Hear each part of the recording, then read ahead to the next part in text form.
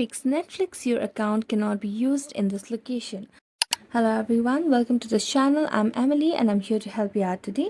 So without any delay, let's get started. Now first of all, make sure that your Netflix application is updated to its latest version on the device.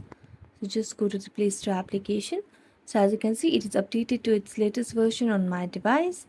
So just make sure that the subscription that you have purchased for the Netflix application is not from any third party app, because a lot of times this issue arrives because you have purchased a subscription from the third party app. Make sure that you purchase it directly. Next is make sure that you have turned off the VPN.